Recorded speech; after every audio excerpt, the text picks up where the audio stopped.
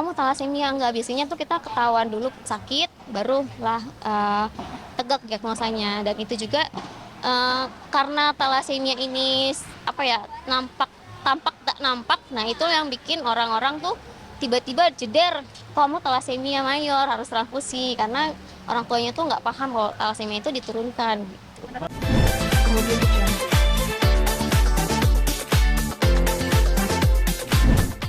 Halo pemirsa Mensi, hari ini senang banget karena ini acara ulang tahun aku. Untuk merayakan ulang tahun aku ingin merayakan bersama teman-teman Thalassemia, itu adalah donor bersama. Jadi teman-teman yang aku undang, dari followers fans aku juga, dan juga keluarga, itu bisa datang dan bisa makan-makan sambil donor darah di tempat padel yang akan buka bulan depan.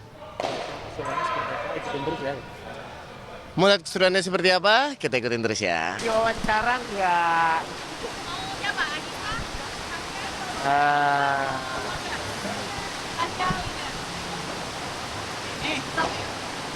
di present aja dulu mas. Ini Oke. kita samperin teman-teman nanti yang bisa diajak di-chatin aja. Oke. Oke. Ya, yang bikin donor darah ini menarik, aku berkolaborasi dengan teman-teman Thalassemia Movement. Dan mereka tuh memanggil dirinya sendiri tuh Real Life Vampires karena mereka itu harus membutuhkan darah sekitar 3 minggu sekali. Jadi boleh nih teman-temannya disapa ya. Halo. Teman-teman Thalassemia sedikit sama Kak Dava. Ayo. Ayo, siapa yang mau ngobrol? Aku udah di sini, suka keluar. Enggak apa-apa, bisa. Oke. Ada tulisannya kali itu.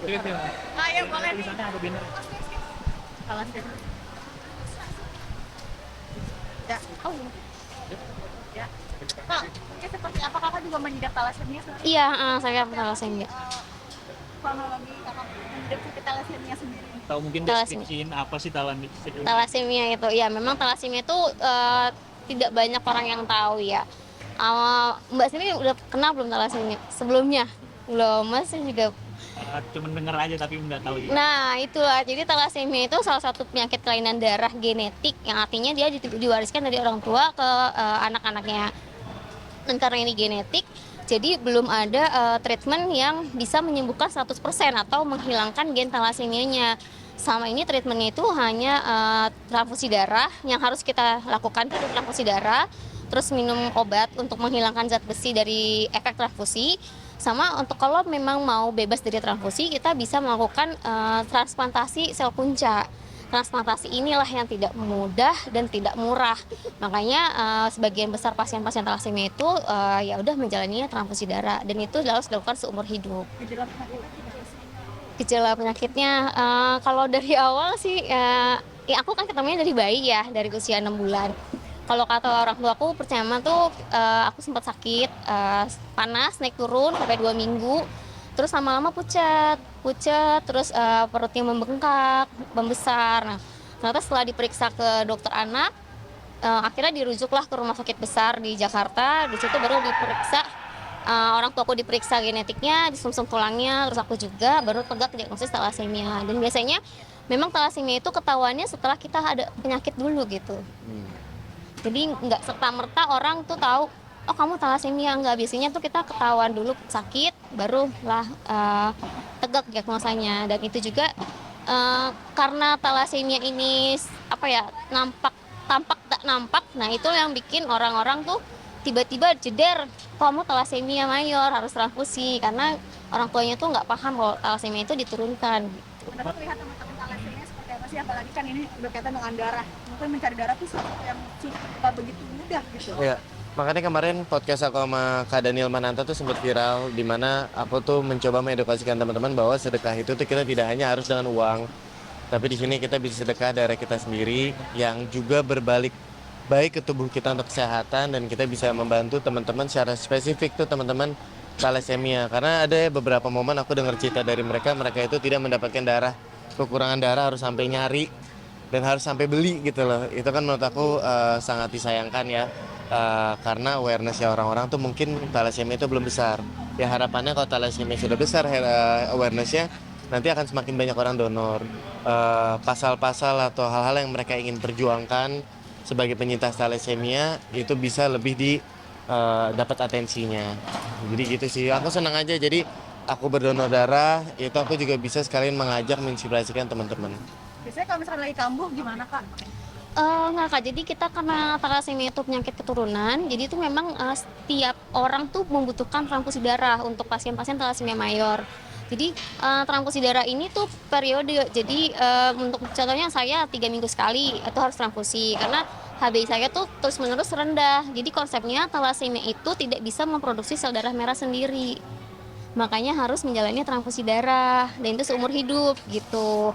Karena itu kita bergantung banget pada darah-darah orang lain dan kami sangat-sangat bersyukur Kak Dava, teman-temannya itu sering banget donor untuk kita, untuk thalassemia gitu. Jadi kalau misalnya tadi pertanyaan kenapa kalau kambuh gimana? Karena memang itu setiap 3 minggu kita selalu reload gitu, recharge, kita nge-charge ulang. Nah itu kalau misalnya nggak di-charge kenapa? Ya ibaratnya kayak kita nggak punya isi aja badannya, nggak ada darah, kita pusing, lemes, nggak sesak nafas gitu. Sama kayak handphone yang nggak di-charge atau mobil yang nggak diisi bensinnya kan akhirnya nggak bisa jalan ya. Itu juga yang terjadi pada pasien-pasien thalassemia. Padahal mungkin tergerak hatinya untuk donor sendiri melihat emang orang-orang sekitar ada yang kena thalassemia atau mungkin hanya Awal kenalnya gimana sih? Kalau aku kenal donor tuh dari temen aku namanya Kak Angga. Waktu itu kan zamannya COVID itu plasma konvalen ya, cara donor. Jadi kita bisa mendonorkan plasma kita untuk membantu penyembuhan. Tapi sayangnya waktu itu cerita pertamanya kurang menarik karena hampir pingsan. Tapi akhirnya dari situlah aku mengenali donor darah yang lebih konvensional.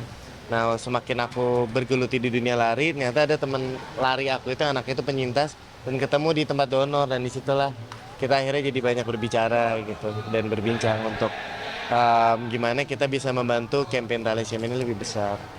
Oke, boleh sedikit dong area donor apa berapa? Oh iya, terima kasih. Nih, Jadi kita di sini nih tempat donornya.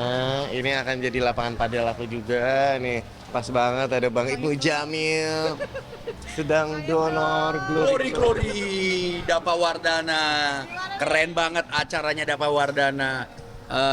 Selain merayakan ulang tahunnya Dapa Wardana, kita juga bisa berbagi di sini, berbagi kesehatan, donor darahnya juga, berbagi keringat juga. Lapangan pedelnya baru aja buka, congratulations untuk Dava. Jangan lupa teman-teman kalau main pedal di backyard Ampera. Kak, mungkin kenapa nih tiba-tiba pengen donor darah? Saya pengen donor darah karena saya adalah fans MU. Fans MU darahnya merah, jadi kita harus berbagi. Apa sih? Glory. Pengen aja, selain kitanya sehat, donor darah juga kita bisa membuat orang lain juga sehat. Gitu. Ini ada penyintas thalassemia juga nih. Ada apa?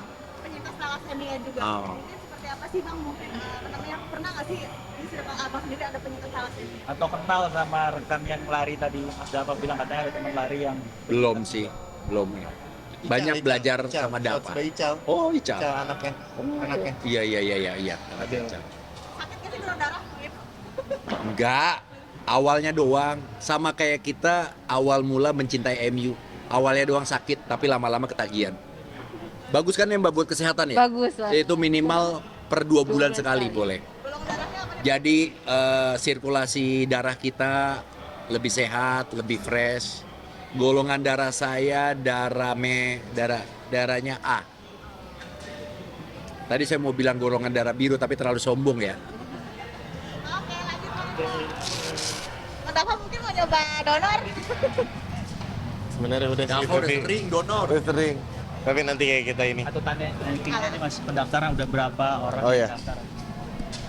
Halo Ibu, kenalin ini teman-teman dari Rumah Sakit Fatmawati, tempat biasa di mana aku donor.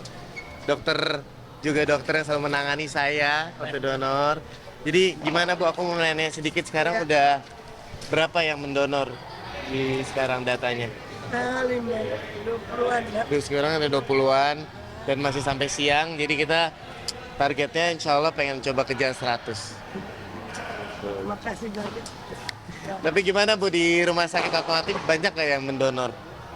Ya banyak yang mencoba. Banyak pendonor sukarela ya.